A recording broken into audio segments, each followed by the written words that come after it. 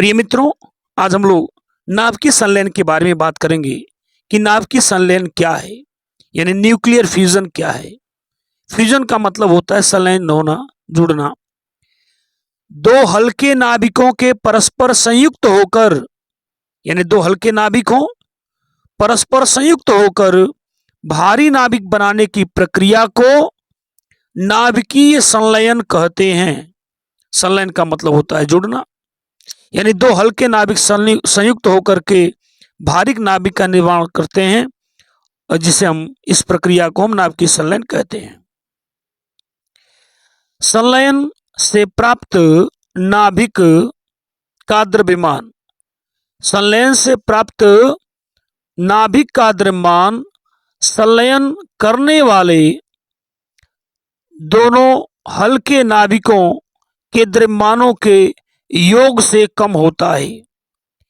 यानी दोनों हल्के नाभिक मिलकर के भारी नाभिक का निर्माण कर रहे हैं, इस क्रिया को हम नाभिकीय संलयन कर रहे हैं।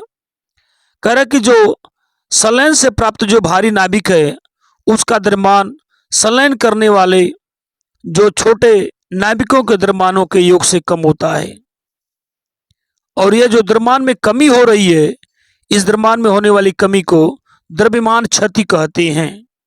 क्षति यानी नुकसान। और द्रव्यमान क्षति जो हुई वो आइंस्टीन के समीकरण के अनुसार, आइंस्टीन ने समीकरण दिया था E बराबर mc²। तो द्रव्यमान में जो क्षति हुई, कमी आई, वह द्रव्यमान बदल गया ऊर्जा के रूप में। तो वही बताई गई कि द्रव्यमान क्षति के तुल्य, यानी द्रव्यमान क्षति के बराबर ऊर्जा इस प्रक्रिया में मुक्त होती है। अब आते हम लोग इसके एग्जाम्पल की अगर बात करें तो भारी हाइड्रोजन या ड्यूटेरियम, भारी हाइड्रोजन को हम ड्यूटेरियम कहते हैं। भारी हाइड्रोजन या ड्यूटेरियम यानी 1s2 के दो नाभिकों के संलयन को इस प्रकार व्यक्त कर सकते हैं। यानी भारी हाइड्रोजन या जिसे हम ड्यूटेरियम कहते हैं, सिंबल इसका है 1s2 के दो नाभिकों के संलयन को इस प्रकार व्यक्त कर सकते हैं। दे दिया इक्वेशन। भारी हाइड्रोजन यानी ड्यूटेरियम के दो नाभिक हैं, ड्यूटेरियम के दो नाभिक हैं, दोनों आपस में संलयन करते हैं और संलयन करके ट्राइटियम और प्रोटॉन का निर्माण करते हैं, और 4 मेव यानी 4 मेव यह एनर्जी उत्पन्न होती है। अब ये जो ट्राइटियम बना, ट्राइटियम जो बना, वह ट्राइटियम पुनः एक नए ड्यूटेरियम के नाभिक से संलयित होकर के हीलियम नाभिक का निर्माण करता है। वही यहाँ रिएक्शन में हमने यहाँ शो कर दिया है कि जो ट्राइटियम बना है वह ट्राइटियम एक नए ड्यूटेरियम से संयोग करता है, और संयोग करके हीलियम नाभिक यानी 2He4 का निर्माण करता है, और एक न्यूट्रॉन उत्पन्न होता है, और 17.6 में एनर्जी उत्पन्न होती है। अतः अगर पूरे रिएक्शन की हम बात करें तो यहाँ 3 ड्यूटेरियम भाग ले रहे हैं, 1, 2 और यहाँ एक ड्यूटेरियम यहाँ है। ये 3 ड्यूटेरियम भाग ले रहे हैं। अतः ड्यूटेरियम यानी 1s2 के 3 नाभिक बता दिया ना, 1, 2 और यहाँ 3। तो अतः 1s2 यानी ड्यूटेरियम के 3 नाभिक संलयित होकर हीलियम के नाभिक का निर्माण करते हैं।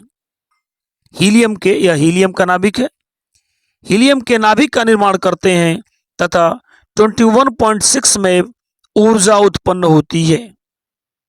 अगर ये पूरे आकलन को हम देखें, दोनों रिएक्शन को अगर एक साथ जोड़ लें तो हमने क्या किया, इन दोनों रिएक्शन का जो बाएं पक्ष हमने बाएं तरफ रख दिया, 1s2 1s2 1s3 1s2, यानी दोनों रिएक्शन के बाएं जो पक्ष हैं उनको एक साथ जोड़ दिया, और एरो के बाद जो दाएं पक्ष में इसके दोनों रिएक्शन हैं, दोनों रिएक्शन को एक साथ जोड़ दिया, 1s3 1h1 और यहाँ 2He4 और यहाँ 1 न्यूट्रॉन है। अब एनर्जी की बात करें, अगर 4 है, यहाँ 4 में एनर्जी है और यहाँ 17.6 मेव एनर्जी है। दोनों को अगर ऐड करें हम तो यहाँ 21.6 मेव एनर्जी प्राप्त होगी। इस तरह से इधर भी हमने देखा, इसके बाएं पक्ष में भी ONH3 है और इसके दाएं पक्ष में भी ONH3 है, तो ONH3 से ONH3 कैंसिल हो जाएगा। इस तरह से जो यहाँ बात बताई गई कि ड्यूटेरियम के 3 नाभिक मिलते हैं और मिल करके हीलियम के नाभिक का निर्माण करते हैं, हीलियम के नाभिक का निर्माण करते हैं और 21.6 में एनर्जी उत्पन्न होती है।